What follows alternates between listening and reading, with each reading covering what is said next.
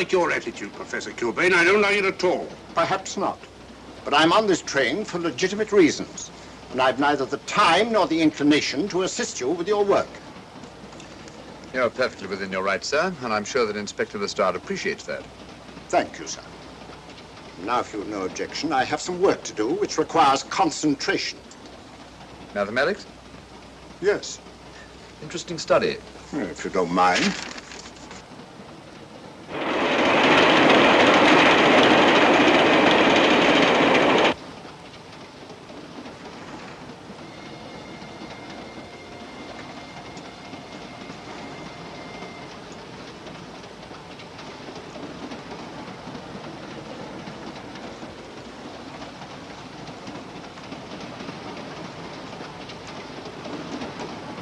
Looking for something, Lady Margaret? Oh. I came to get my bag. The door's locked. Naturally. Perhaps I can help you.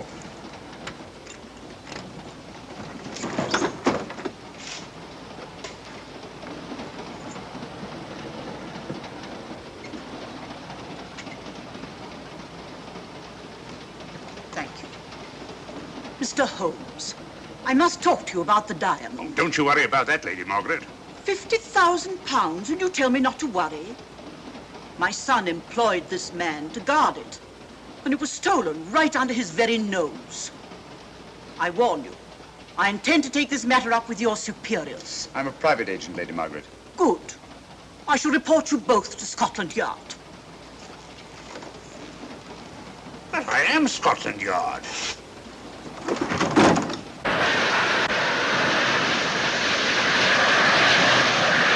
Lady Carstairs entered the dining car alone.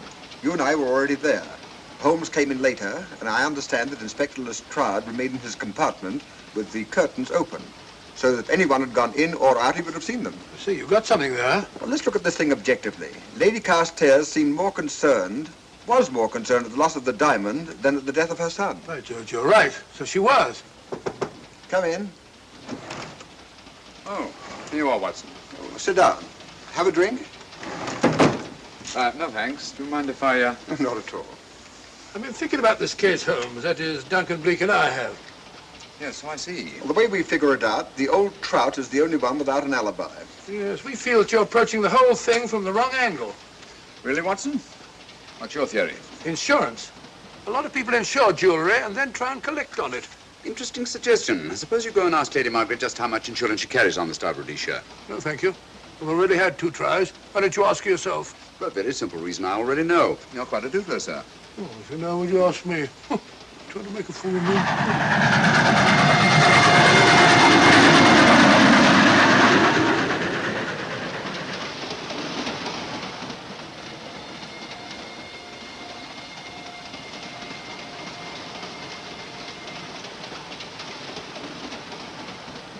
Mr. and Mrs. Shawcross. Teapots. Well, we can eliminate them. Professor William Kilbane. I've sent a telegram to the Edinburgh police to check up on that mathematics professor. Interesting. Now what? Well, just a coincidence. What's a coincidence? The fact that this fellow Kilbane happens to be a professor of mathematics. Ah. Come again, Mr. Holmes? Lestrade, did you ever hear of Colonel Sebastian Moran? Of course I did. What about him? Well, then, as you know, Colonel Sebastian Moran was the most sinister, ruthless, and diabolically clever henchman of our late but unlamented friend, Professor Moriarty. I've never seen him, but I've been unpleasantly conscious of his presence more than once. As a matter of fact, he was directly responsible for what very nearly turned out to be my premature death on 3 separate occasions. Very pretty, Mr. Holmes. What's all that got to do with all this? Well, possibly nothing. However, his speciality was spectacular jewel robberies. And for relaxation, he was addicted to the study of mathematics. Are you inferring that this Professor Kilbane is Colonel Sebastian Moran? That he murdered young Carstairs and stole the diamond? Well, what about this woman, this Vivian Vedder? What about her? No one's above suspicion. And Lady Margaret. She might have a motive for wanting the Star of Rhodesia stolen. She wasn't very concerned over the death of her son. And this friend of Dr. Watson's, this Major Duncan Bleak, might be just as sensible to suspect him. No. As far as we know, only 4 persons knew the Star of Rhodesia was on this train. Yourself, Dr. Watson, the dead lad, and myself. And Lady Margaret. And Lady Margaret. I'll have another talk with her ladyship.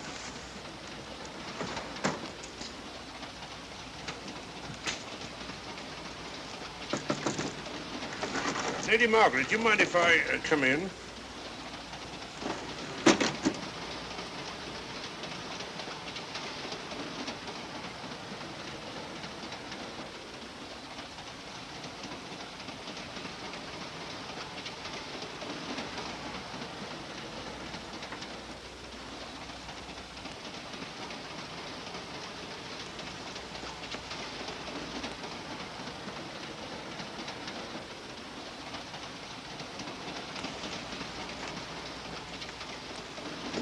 Home.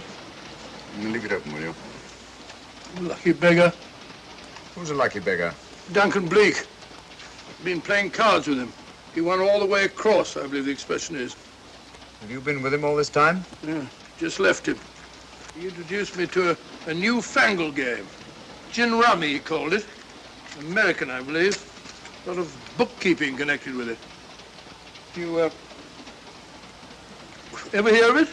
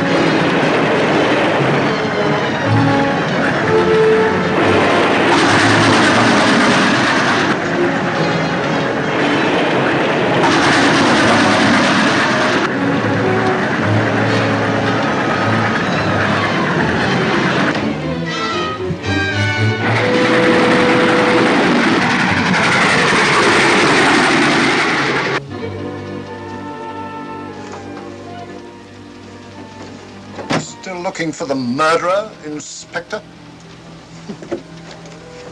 Impossible, fellow.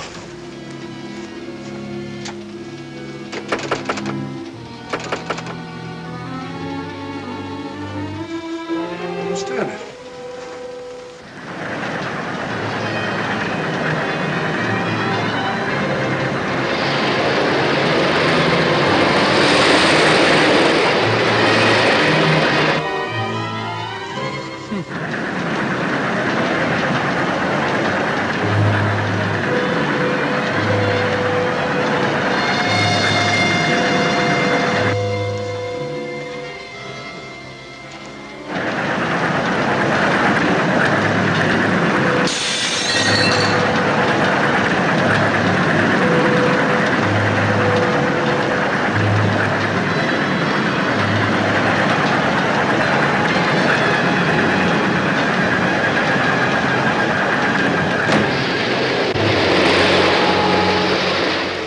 In the thin air.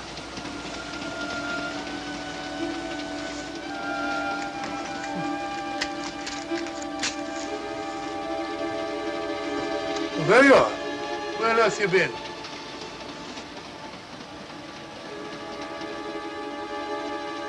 I asked you where you'd been. Hello? What's happened? I've been observing the landscape from the door at the end of the corridor. I've just been along there. I didn't see you. The door was shut. Actually, I was on the outside. The outside? Yes. We must try it sometime. If we'll take a look at that coffin. If you remember, I was interrupted the last time. Sorry.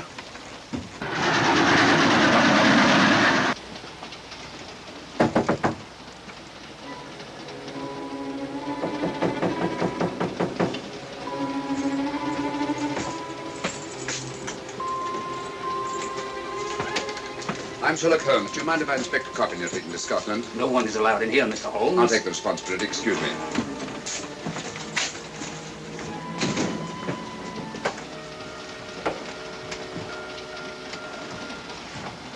Does it occur to you, Watson, that this is a very unusual coffin? I don't know, a trifle ornate, perhaps. I wasn't thinking of the fittings. Do you mind if we open it? It's forbidden, sir. Sorry. Go on, Watson. But you can't do that, sir. We'll have to. Excuse me, please.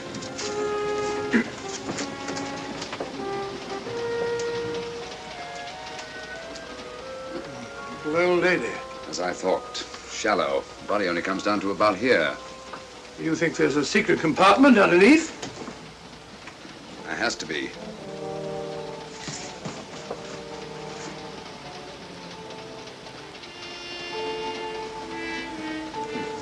Empty. Yes, but it's been recently occupied. We asked Lestrade to come in here. He's with Lady Margaret. Right, your Holmes.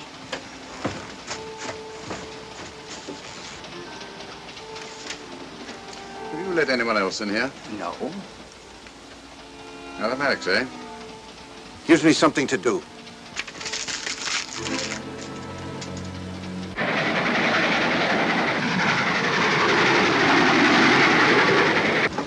Come quick. What is it? It's the coffin. Holmes found a false bottom in it. Enough room for the murderer to hide in. Huh?